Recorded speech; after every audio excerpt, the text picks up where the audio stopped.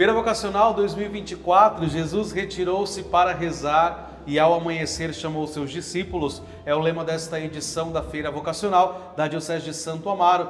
E nós temos a grande alegria de receber aqui em nossa Feira Vocacional aquele que já é de casa. Sim. E que é uma grande honra tê-lo em nossa casa, em nossa Diocese, que é o Padre Samuel.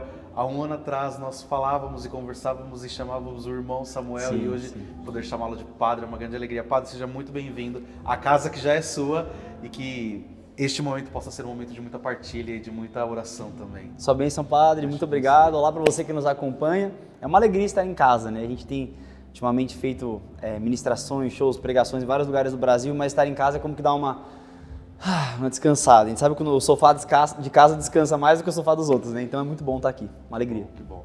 Padre, nós estamos vivendo em nossa diocese em preparação para o jubileu do próximo ano, o ano oracional. Sim.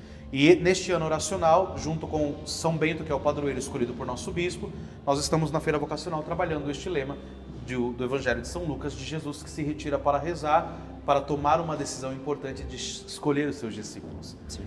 Há pouco tempo, um mês e poucos dias, o Senhor foi ordenado padre, sacerdote para todo sempre, a marca do sacerdócio de Cristo impresso em seu ser.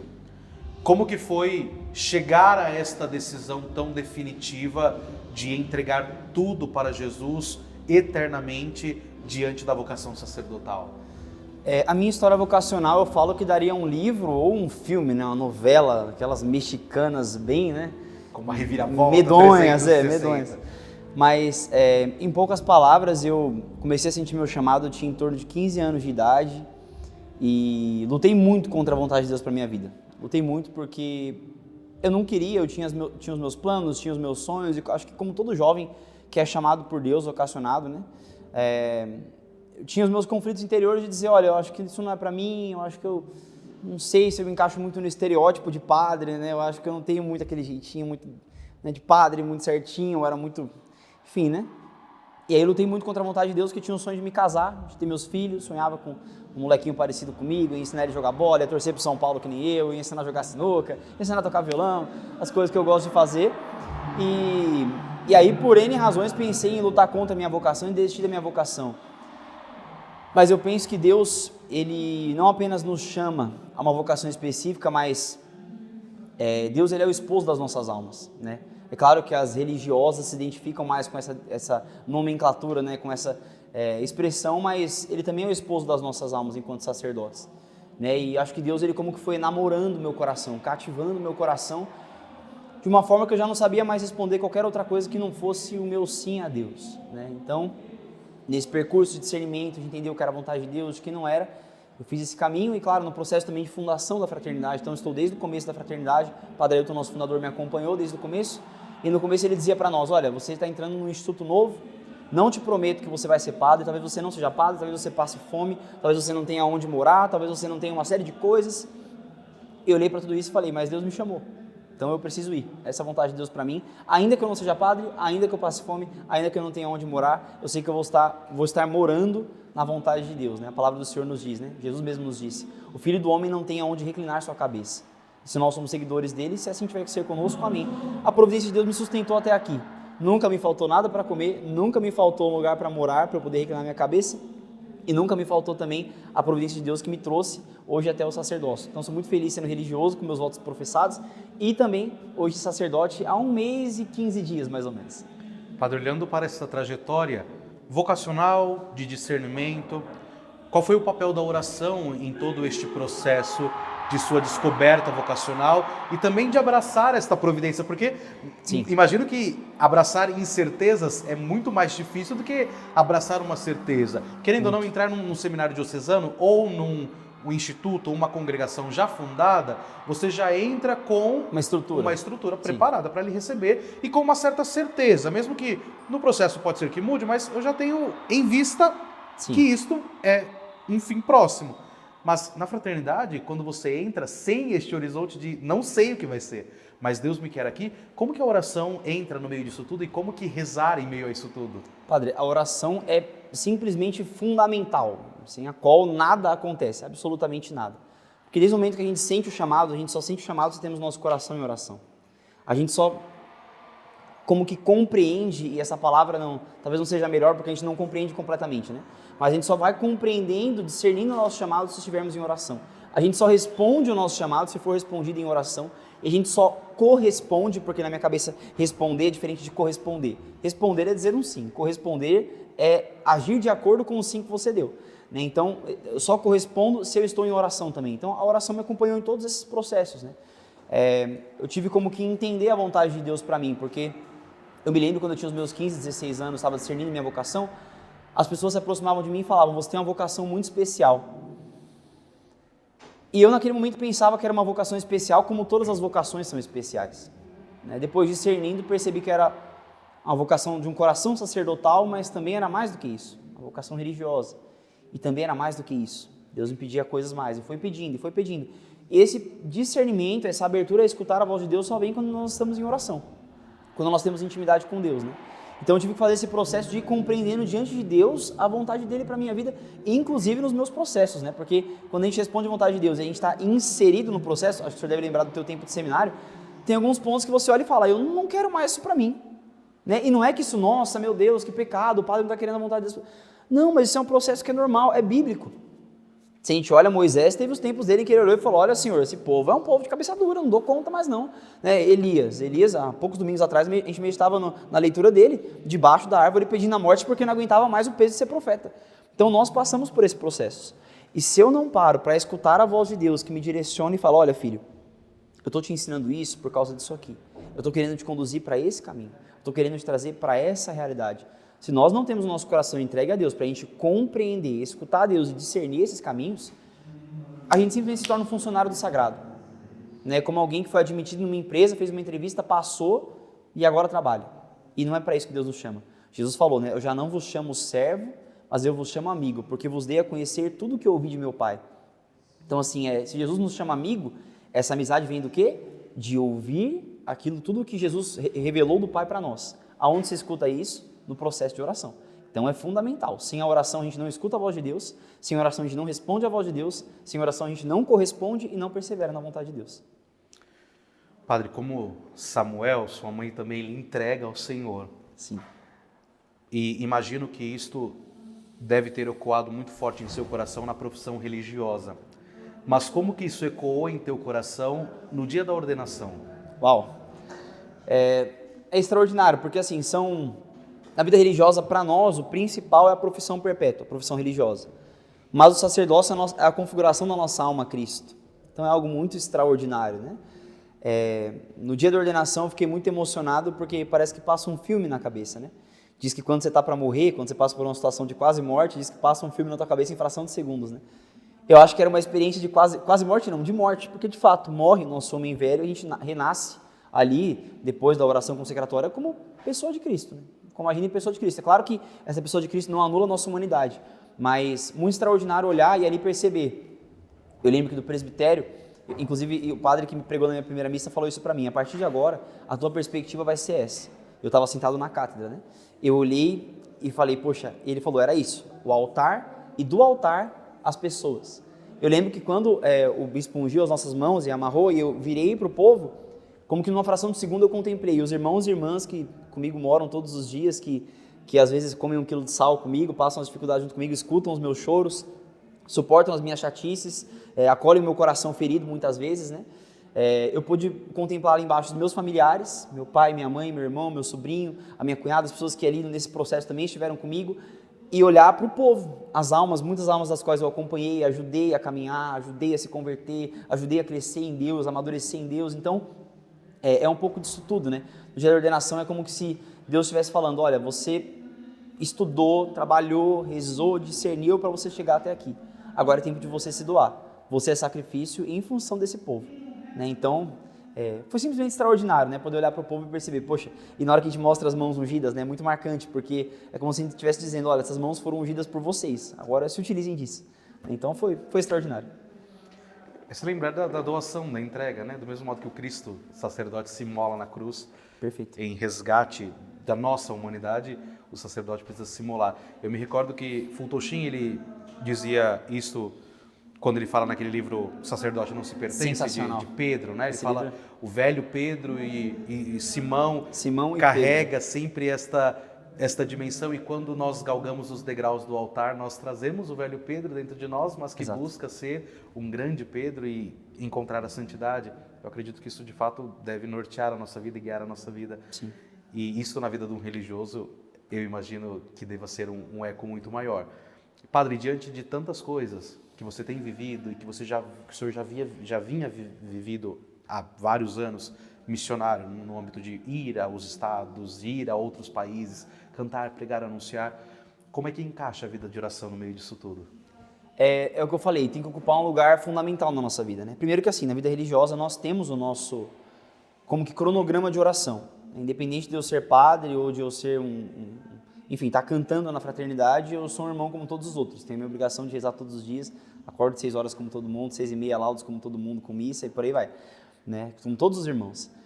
Só que eu acho que a nossa vida de oração, a nossa intimidade com Deus tem que ir para além da obrigação, né? Então, se eu não subir num palco e antes não tiver passado por um sacrário, não tiver passado por diante de Jesus, não tiver rezado meu terço, não tiver tido um contato com a palavra de Deus, ter rezado a minha liturgia, o que eu estou fazendo no palco é um teatro. E não falo só com relação à música, falo com relação à celebração do Santo Sacrifício também. Se eu não tenho meu momento com Deus antes, eu estar apenas na Santa Missa como alguém que vai oferecer um alimento para as pessoas, eu vou ser vazio, eu vou ser um padre sem fé, porque eu não alimento isso. Eu só alimento quando eu tenho que oferecer isso para alguém. Quer dizer, isso não faz sentido, né? Então, na minha vida, eu tento buscar viver tudo isso com muito mais intensidade agora sendo padre. É claro que a doação aumenta, né? Porque eu não sou mais um irmão que está tocando e cantando, eu sou um padre. Então, eu atendo confissões, eu celebro missa para as pessoas, eu faço homilias, às vezes tem que dar unção dos enfermos, e no meio da realidade, missão, né? E, enfim, eu já vou preparado, levo meus paramentos, levo minhas coisinhas já para ir preparado para isso, porque agora eu sou padre, né? Então, conciliar essas duas coisas, mas, sobretudo, sustentado por essa realidade da oração, né? E São Bento, padroeiro da oração aqui na nossa diocese, né? Todo mundo lembra muito da expressão ora et labora, que era o lema tal, da regra beneditina, etc. Mas o fundamental para a ordem de São Bento era o quê? Era a oração a partir da palavra de Deus. Então, acho que isso tem que ocupar um ponto fundamental na nossa vida, né? Essa meditação na palavra de Deus, uma palavra que não é apenas lida, mas é compreendida e é vivida, né? Então, acho que isso tem sustentado o meu ministério até hoje, tanto o ministério de música, quanto agora o ministério sacerdotal, tentando conciliar todas essas coisas. Mas acho que o que mais extraordinário que eu posso dizer de conciliar esses dois é que o nosso ministério mais forte assim é voltado para os jovens, né? Sobretudo o ministério de música. Os jovens são muito encantados com as nossas músicas, com o nosso jeito de ser, com o nosso show que é muito para cima, muito alegre, pulando o tempo todo. O que eu acho bonito é que agora os jovens olham e não veem mais um irmão, mas veem um sacerdote. Então eles têm muito dessa identificação de dizer assim, poxa, se o irmão que é irmão e agora é padre, está fazendo tudo isso, ainda assim é jovem, está mostrando essa busca de santidade de uma forma jovem, de uma forma feliz, isso é possível também para mim, né? Então tem até um momento marcante do show que a parte eu coloco o boné para trás e faço o rap. E os jovens na cabeça deles, meu Deus, é o padre que está fazendo rap, ele estava agora mesmo celebrando a missa, isso é meu corpo, isso é o meu sangue, todo certinho, com as posturas, tal, tudo direitinho como deve ser, como manda a liturgia, e agora ele bota o boné para trás e faz um rap para dizer o quê? Que independente de se eu estou na piedade da Santa Missa, se eu estou num momento de diversão, de descontração e de oração também, que é o show, ou na minha escola, na minha faculdade, no meu trabalho, eu sou de Deus em todos os momentos. O sacerdócio não é uma fantasia que eu coloco quando eu subo para o altar. O sacerdócio é algo que preencheu meu coração, a minha alma, que configurou minha alma a Cristo e eu vivo em todos os momentos da minha vida. Então eu tenho vivido isso, dessa forma. Tem sido extraordinário mesmo. Sem dúvida, sem dúvida. O senhor falou sobre um cronograma, um roteiro de oração. Vamos falar, se é possível, vamos falar um pouquinho disso. Certo. O que é que um irmão, um padre da Fraternidade São João Paulo II precisa ter na vida de oração, assim como preceitual, como mínimo, assim? Perfeito, vamos lá. Não vou falar dos horários porque eu demoraria Não, muito, mas eu vou falar das obrigações, né, nossas diárias de oração.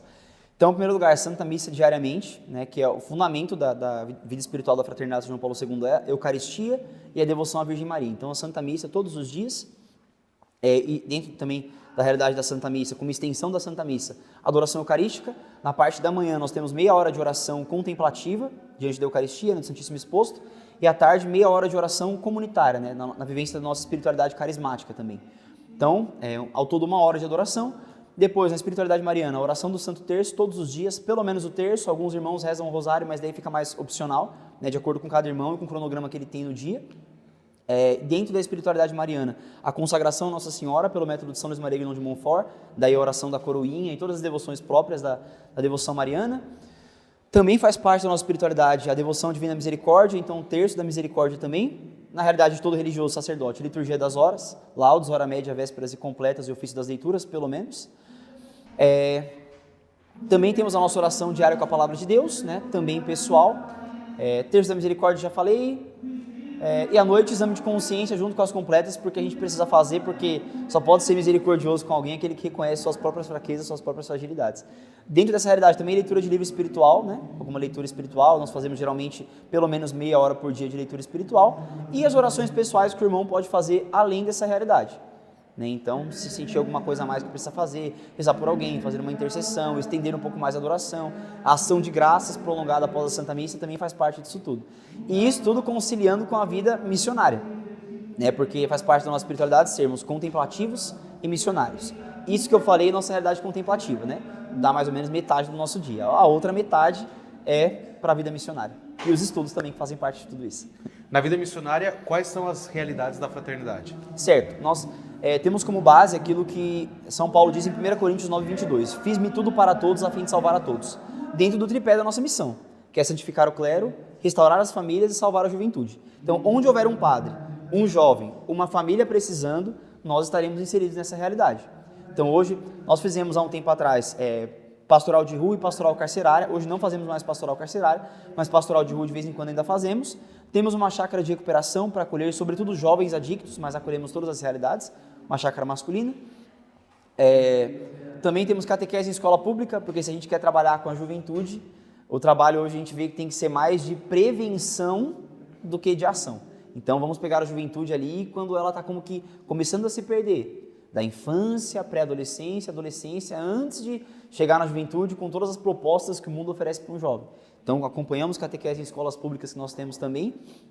E daí temos nossas realidades de evangelização, retiro para casal, retiro para mulheres, retiro para jovens, temos um retiro muito forte que é o nosso retiro de carnaval, que dá uma média de 500 jovens, pelo menos. O ano que vem nós queremos fazer com um pouco mais, para abranger um pouco mais.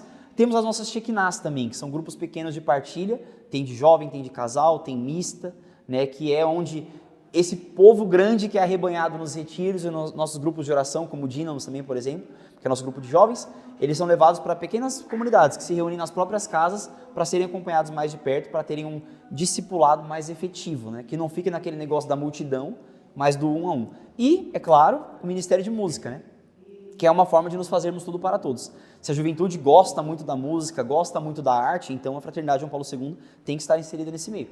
É por isso que o nosso show tem um pouco de tudo. Tem rock, tem rap, tem gospel, tem reggae, tem de tudo um pouco para poder alcançar todo mundo que está ali embaixo nos escutando.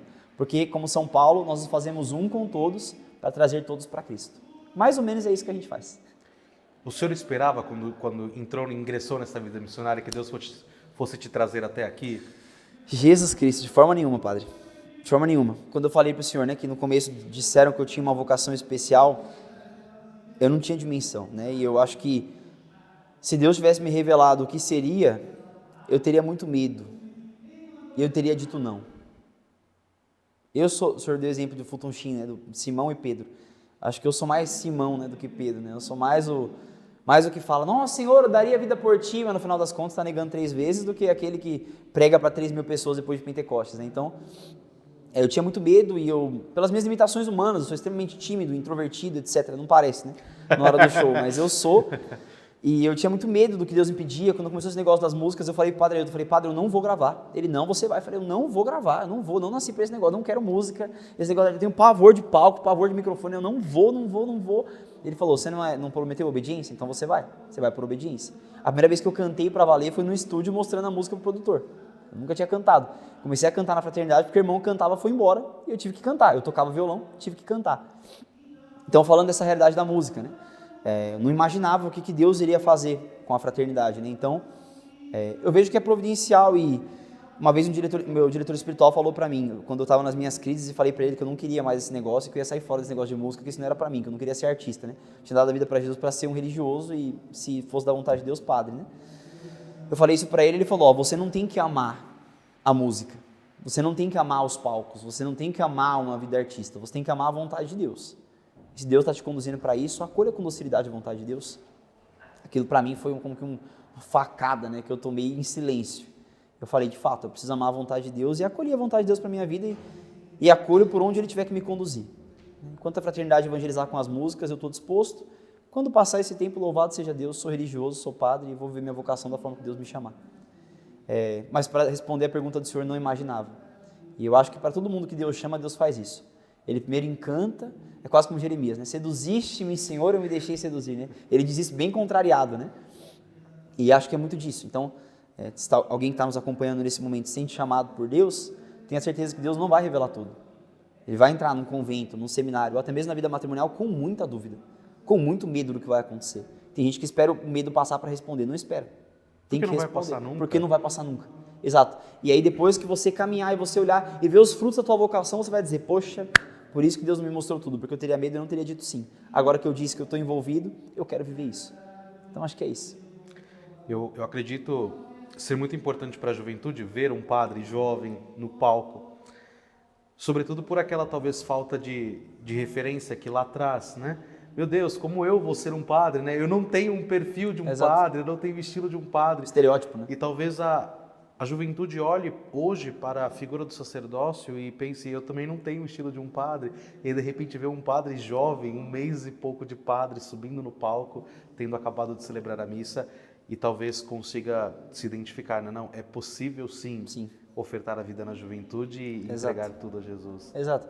Eu acho que, até pela forma como a história dos santos é contada na nossa igreja, a gente pensa 2 coisas terríveis, que são demoníacas e que, se Deus pudesse tirar isso do nosso coração, com certeza Ele tiraria. A primeira delas, olhar para os santos e pensar que eles não cometeram os pecados que a gente comete. Não é santo porque viveu uma vida completamente impecável, é santo porque soube se levantar nas suas quedas.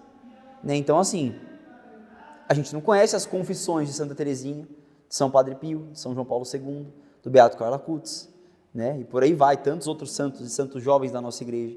Talvez tiveram os mesmos pecados que a gente, mas pela graça de Deus foram restaurados, souberam se levantar e caminhar. Né? E o segundo erro que a gente comete é justamente por pensar nesse primeiro, a gente olha e fala, poxa, aquela santidade não é para mim. Porque você olha para São Pio, você vê os estigmas, mas você não vê o tanto que ele lutou contra as tendências dele para ser de Deus. Né? Você olha para Santa Teresinha, você vê ali as experiências místicas dela, né? Sobrenaturais, de ouvir Deus falar, aquela coisa toda, mas você não viu também, você não repara às vezes as birras que ela teve com Deus para poder se tornar a santa que ela se tornou. Então assim, a gente tem que olhar para os santos e entender que eram pessoas como nós. Os únicos que eram diferentes, que eram preservados do pecado, era Nossa Senhora e Nosso Senhor Jesus Cristo. O restante, todos os santos da igreja, que são muitos, eram feitos dessa matéria-prima aqui. Então, se são como nós, a gente pode alcançar a santidade deles. Né? Acho que isso, a gente viver a nossa vocação de fato, relembra isso para as pessoas também. Óbvio, não estou querendo me colocar aqui como um santo, porque pecado eu tenho de monte. Mas para dizer que se eu tenho tanto pecado assim, Deus chamou, qualquer um pode corresponder à vontade de Deus. A graça dele suplanta a nossa limitação e a nossa natureza tendenciosa ao pecado. Perfeito. E que bom, né? Que bom. Que bom. Bento XVI, eu gosto muito dessa frase, eu digo isso a ela muitas vezes. Primeiro discurso dele, né? Consola-me o fato do Senhor saber trabalhar com instrumentos suficientes. Eu trago essa frase dele para a minha vida, porque eu olho para a minha vida e percebo, de fato, eu sou um instrumento insuficiente, que não serei capaz de fazer muita coisa.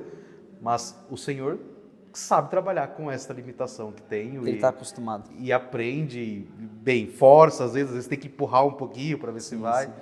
Mas sempre com o amor de salvar a minha alma acima de qualquer coisa, né? Exato. Padre, que bom que o senhor está aqui, que bom que o senhor está dando testemunho, que bom, pouco tempo depois da ordenação, estarmos aqui falando sobre isso, tanta gente nos acompanhando, tanta gente ouvindo essas palavras, e talvez alguma pessoa com medo, talvez alguma pessoa com... É tudo muito incerto, como é que eu vou? Então, é muito importante essas pessoas ouvirem tudo isso e terem a ousadia e a coragem de ser de Deus, porque ser de Deus é o que de fato deve importar para cada um de nós. Exato. Obrigado pelo teu testemunho, obrigado pela tua vida ofertada, missionária, que eu sei que tem que sair muito de si, muitas vezes, e teremos que sair sempre de nós, né, para estarmos com Deus, mas certos de que Ele vai nos dar o necessário também. Amém. Que Deus frutifique teu ministério, tua vocação, a fraternidade que tem crescido, não quantitativamente falando, isso também, mas sobretudo no aspecto de qualidade, de boas vocações. para que assim nossa igreja possa florescer sempre mais por meio dessas vocações que nascem lá. Amém. Muito obrigado. Disse no começo, repito mais uma vez, uma alegria estar em casa aqui na Diocese, a gente se sente mais à vontade, né? mais em casa mesmo, a impressão de que a gente está na sala de casa, isso é muito bom. Né? Eu quero dizer uma última coisa antes de encerrar, para você que nos acompanha, que talvez sente chamado a uma vocação específica, sacerdócio, vida religiosa masculina, vida religiosa feminina. Eu não conheço teu coração, não sei das tuas realidades, mas para dizer que você não tema responder à vontade de Deus. Né? A única coisa que eu posso te garantir sobre a vontade de Deus é que ela vai te fazer muito, muito, muito feliz. Independente das dificuldades que você tiver que passar, você vai ser muito feliz. Independente da forma de vida, do carisma que Deus te inspirar.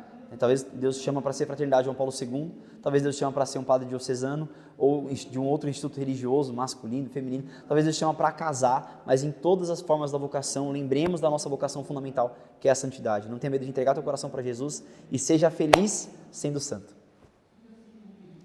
Vocação correspondida, vocação acertada, não tenha medo.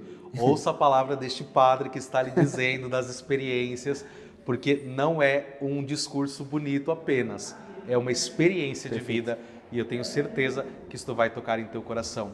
Envia este vídeo para aquele teu amigo que está incerto, inseguro, crise. Não sabe, meu Deus, como é que eu vou responder esta vocação? É o sacerdócio, é a vida religiosa, é o matrimônio, aquela crise que todos nós passamos em algum momento da vida. Envia para ele, deixa o seu like, deixa o seu comentário, compartilha, porque assim nós vamos crescer sempre mais na evangelização. Que Deus te abençoe, que a Virgem Mãe interceda por ti. E esta é a feira vocacional da Diocese de Santo Amaro, neste ano de 2024.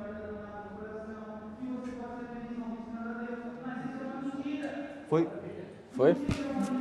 Obrigado, padre. Tamo junto, hein? Valeu. Vamos combinar, eu sei que sua agenda é muito complicada, mas quando